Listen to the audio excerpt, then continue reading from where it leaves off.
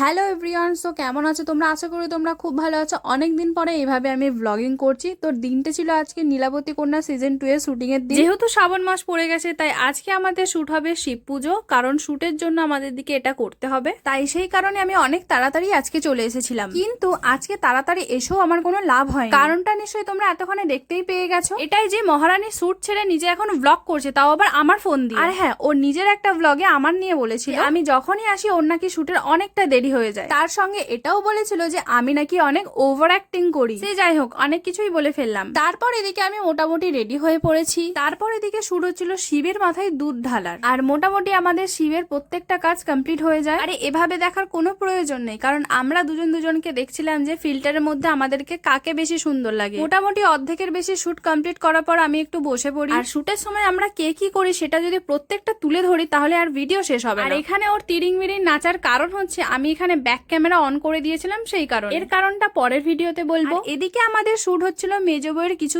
সিনটা এমন ছিল যে মেজো বউ নিয়ে আসবে নীলাবতীর জন্য বিষ মিশানো শরবত। আর এখানে আমি প্রায় ডায়লগ ভুলে যাচ্ছিলাম, মানে এতটাই প্রবলেম হচ্ছিল আমার যে কি বলবো। শুধু ওর আমি একমাত্র বেস্টি বলে সেই জন্য আমাকেও কিছু বলতে পারে না। আমাদের এই শুটটা করতে প্রায় 30 মিনিট লেগেছিল, বাট আমি কি করবো, এতই কঠিন ডায়লগ ছিল যে আমি আর বলতেই পারছিলাম না। শেষমেশ অনেক কষ্টে আমাদের এই সিনগুলো কমপ্লিট হয়ে যায়, এন্ড আমার সিন যতগুলো ছিল সেগুলো আমি পুরোপুরি কমপ্লিট করে ফেলি। তারপরে এদিকে আমি বাড়ি যাওয়ার জন্য রেডি হয়ে পড়ি এবং বাড়িও চলে আসি। আজকের মতো টাটা।